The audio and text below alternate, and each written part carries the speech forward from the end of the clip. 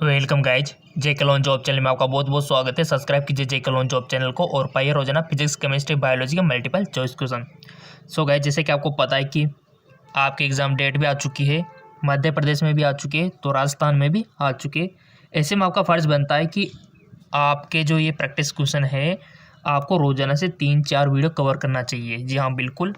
बहुत सारे स्टूडेंटों ने अभी बहुत सारे वीडियो देखे नहीं है, तो हम यही कहना चाहेंगे कि चैनल पे जाके जो वीडियो आपने मिस कर रखा है हर एक को देख लीजिए, मिस किसी को मत कीजिए, क्योंकि क्वेश्चन इसी लेवल के आएंगे आपके। जी हाँ, बिल्कुल, लेवल ये रहने वाला है आपके एग्ज़ाम का। ठीक है, तभी तो इतने अच्छे क्वेश्चन आपको प्रोवाइड करवा रहे हैं हम। तो चलिए शुरू करते हैं। ओजोन का अणुभार क्या होता है? What is the molar mass of ozone?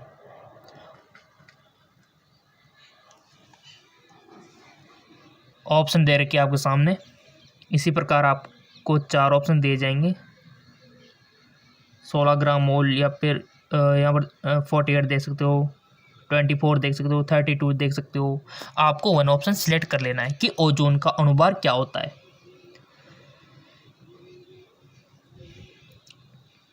और राजस्थान की डेट की बात करें एंट्रेंस एग्जाम की, तो हमारा जो RUHSM के चैनल है उस पर हमने बता दिया है ऑलरेडी आपको कि आपका एग्ज़ाम डेट को लेकर क्या क्या अपडेट है। ठीक है, क्योंकि यहाँ पर तो हम मल्टीपल चॉइस क्वेश्चन डिस्कस करते हैं, तो यहाँ पर हम वो इन्फॉर्मेशन नहीं दे सकते। ठीक है, तो वो तो हमने वहाँ पर दे देती, यहाँ तो हम मल्टीपल चॉइस क्वेश्चन डिस्कस करेंगे।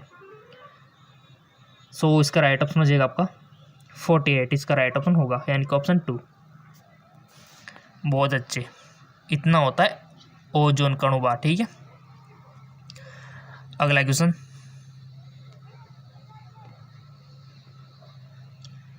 एक तत्व M में इलेक्ट्रॉन की संख्या 17 तथा न्यूट्रॉन की संख्या 18 है, निम्न में से कौन तत्व का सही प्रतिनिधित्व है? ऑप्शन आपके सामने हाजिर है। इलेक्ट्रॉन की संख्या दे रखी है, न्यूट्रॉन की संख्या दे रखी है, दोनों में से तत्व का सही प्रतिनिधि कौन है? यानी कि बहुत अच्छा सिंपल बच्चों वाला क्वेश्चन है गाइस, तो थोड़ा सा दिमाग लगाओ, आंसर पाओ। So simple, M35 and 17। ठीक है, अगला क्वेश्चन। 11th से भी क्वेश्चन बनते हैं आपके, ऐसी बात नहीं है, कुछ क्वेश्चन 11th से भी बनते। क्लोराइड आयनों में इलेक्ट्रॉनिक संख्या है, the number of electron in chloride 17, 12 या फिर 16 या फिर 18। आपको भरना आता हुआ कक्ष, तो इजीली आप बता सकते हो कि कितने इलेक्ट्रॉन अयुग्मित है, युग्मित है, सब कुछ आपने पढ़ा हुआ है 11th और 12th में, और आप बोर्ड का एग्ज़ाम भी दे के आए हो। सो गाइज, ये क्वेश्चन आना चाहिए अब तो आपको, क्योंकि अब सीधे आपको एंट्रेंस एग्जाम देने जाना है। उससे पहले प्रैक्टिस हो जाए तो बेस्ट रहेगा आपके लिए। सारी कमियां आप यहाँ पर देख सकते हो अपनी। सो आपने चूज कर लिया होगा, इसका राइट ऑप्शन हो जाएगा आपका 18। ठीक है, अगला क्वेश्चन।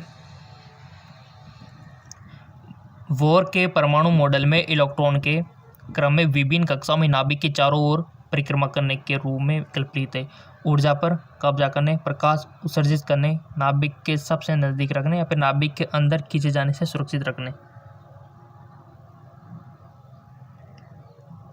क्वेश्चन को समझ लो पहले। बोर के परमाणु मॉडल में इलेक्ट्रॉन डैश के क्रम में विभिन्न कक्षाओं में नाभिक की चारों ओर परिक्रमा करने के रूप में कल्पित है। इसका राइट ऑप्शन हो जाएगा आपका नाभिक के अंदर खींचे जाने में सुरक्षित रखने। नाभिक के अंदर खींचे जाने में सुरक्षित रखने। अगला क्वेश्चन। 4 तत्वों PQRS के परमाणु क्रमांक क्रमशः 3, 7, 18 एवं 10 है। वह तत्व जो कि विद्युतीय संयोजकता के साथ साथ संयोजकता की प्रतिष्ठा कर सकते। बहुत अच्छा क्वेश्चन है गाइस। क्वेश्चन बनते हैं आपके पीरियोडिक टेबल से भी बनते हैं, इलेक्ट्रॉन प्रोटॉन नाभिक से भी बनते हैं, तो वो भी हमने यहाँ पर इंक्लूड कर ले। PQRS, तो राइट ऑप्शन हो जाएगा आपका P।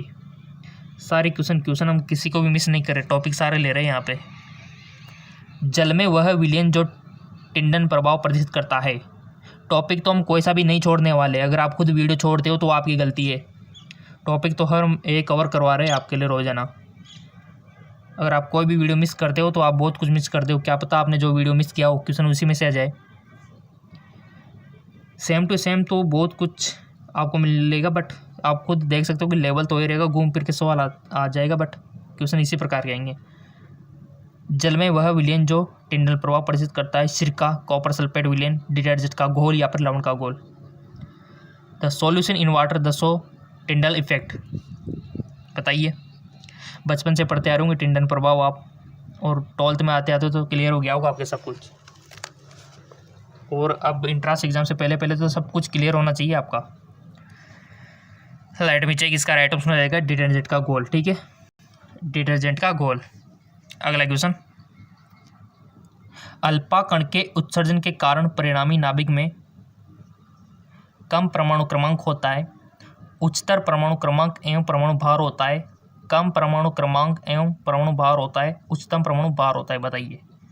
अल्फा कण के उत्सर्जन के कारण परिणामी नाभिक में, बताओ गाइज, जितना हो सके हार्ड वर्क कीजिए ताकि आपके एग्ज़ाम बहुत नज़दीक है तो क्लियर हो जाए। राजस्थान के तो बहुत नज़दीक आ चुके हैं, 12-13 को ही आपका एग्ज़ाम है। अभी मध्य प्रदेश में तो दूर है फरवरी में, बट आपके राजस्थान वालों को तो बहुत ज़्यादा ज़रूरत है सोल्व करने की। सो इसका राइट ऑप्शन हो जाएगा आपका कम परमाणु क्रमांक एवं परमाणु भार।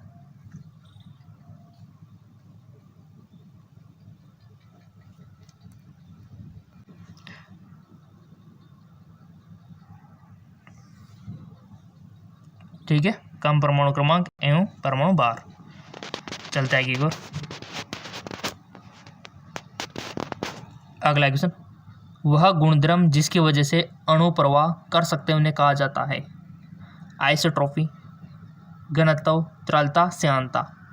वह गुणधर्म जिसकी वजह से अणु प्रवाह कर सकते हैं उन्हें कहा जाता है, तो राइट ऑप्शन हो जाएगा आपका तरलता यानी कि फ्लूइडिटी।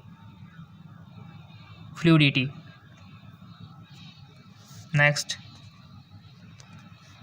उस तत्व को पहचानिए जो आबंध निर्माण के दौरान अष्टक नहीं बना सकता, फ्लोरीन, नियॉन, हाइड्रोजन, सोडियम। उस तत्व को पहचानिए जो आबंध निर्माण के दौरान अष्टक नहीं बना सकता, तो राइट ऑप्शन हो जाएगा आपका हाइड्रोजन। नेक्स्ट, वाष्पीकरण की दर निम्न के साथ कम हो जाती है, आर्द्रता में वृद्धि, तापमान में वृद्धि, पृष्ठीय क्षेत्रफल की वृद्धि, आर्द्रता में कमी। वाष्पीकरण की दर निम्न के साथ कम हो जाती है, तो इसका राइट ऑप्शन हो जाएगा आर्द्रता में वृद्धि।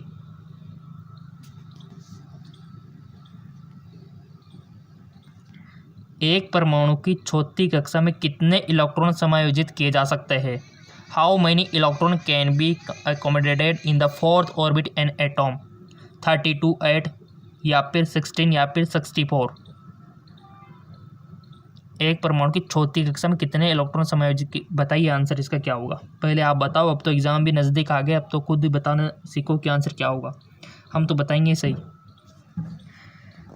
सो चूज कर लिया होगा आपने, लेट मी चेक, इसका राइट ऑप्शन हो जाएगा 32। अगला क्वेश्चन, रुधिर में औषध को के यानी कि यहाँ पर क्या आना चाहिए, रुधिर से औषधि को डैश के द्वारा पृथक किया जा सकता है, बताइए। जो आपका खून होता है ना, उनमें से औषधि को किसके द्वारा पृथक किया जाता है, drug from blood can be separate bye.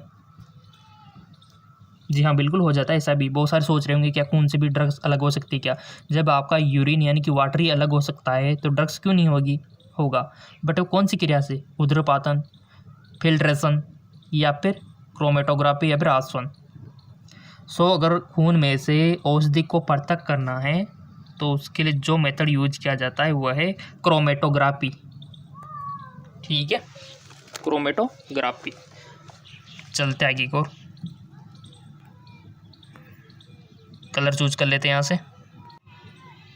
किसी भी क्वेश्चन में कोई डाउट हो तो सीधा कमेंट करके बता दिया करो, ठीक है। अगला क्वेश्चन,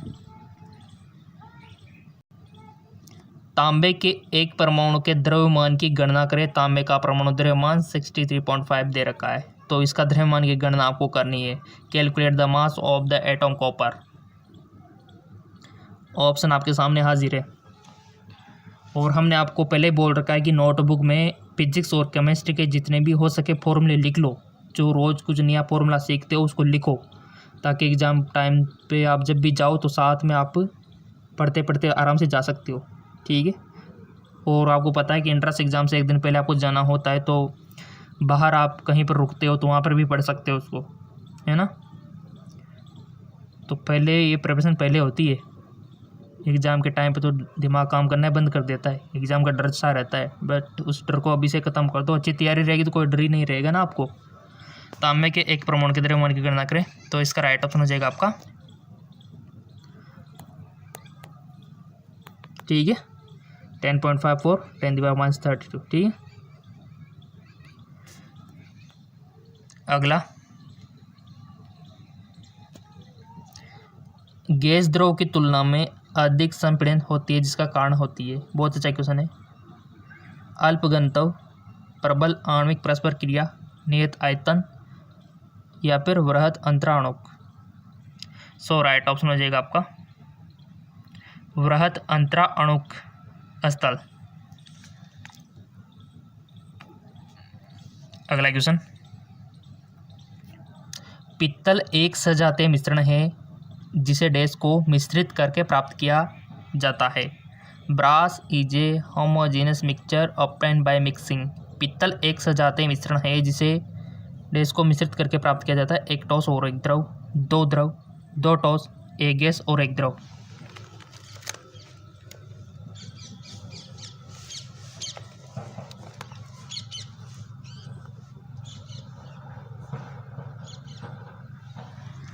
सो इसका राइट ऑप्शन हो जाएगा आपका दो टॉस।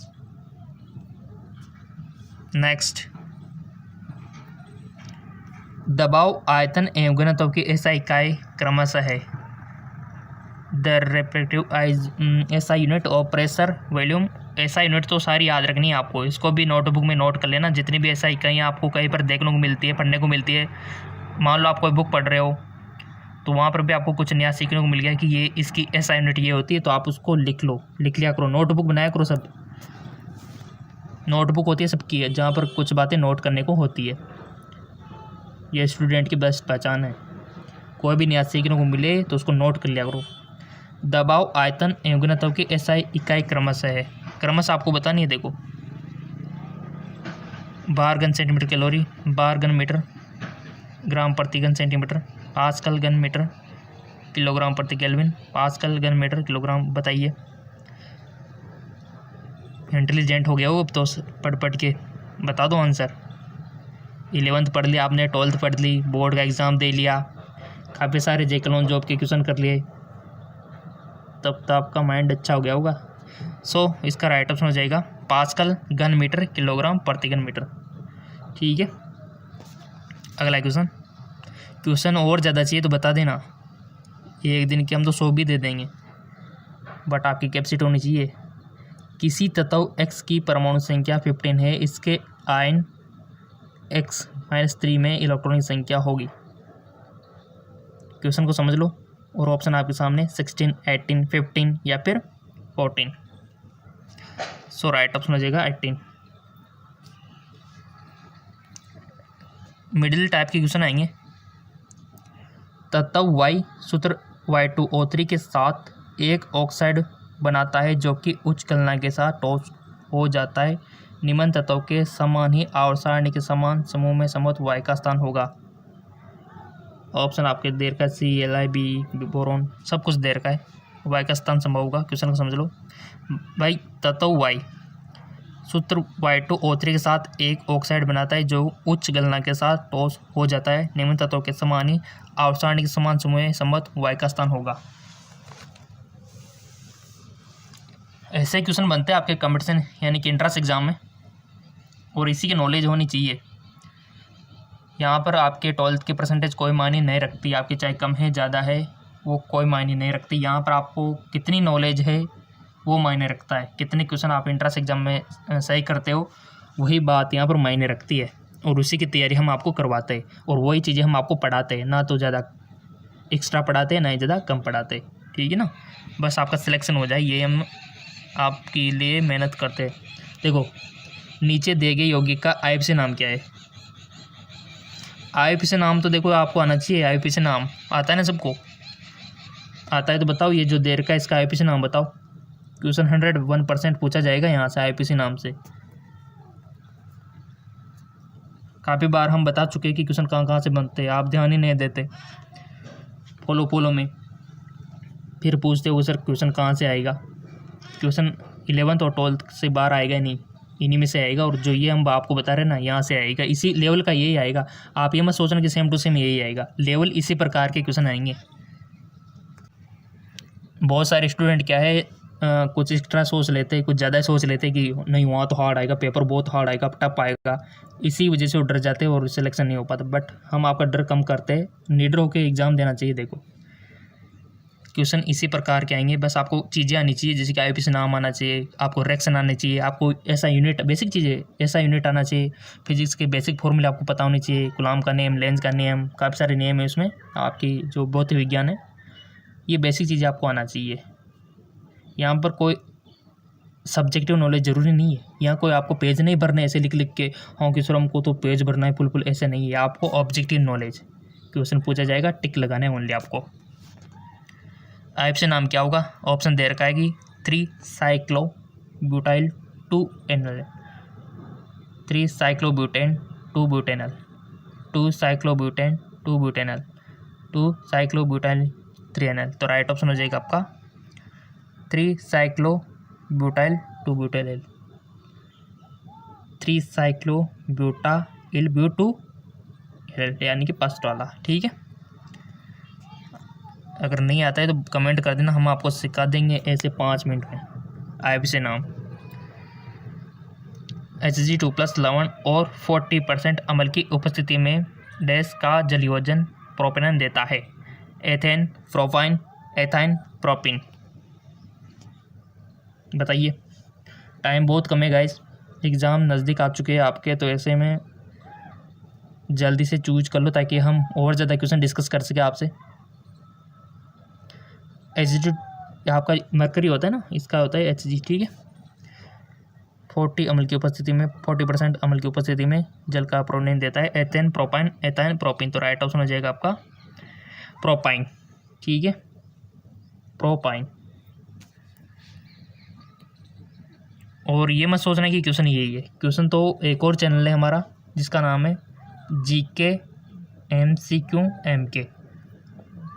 इसका लिंक हम हर बार नीचे डिस्क्रिप्शन में देते हैं ताकि इसको जाके आप फॉलो कर लो और वहाँ से भी आप फ़ायदा उठा सको फिजिक्स, केमिस्ट्री, बायोलॉजी का, क्योंकि बेसिक क्वेश्चन वहाँ पर मिलेंगे आपको।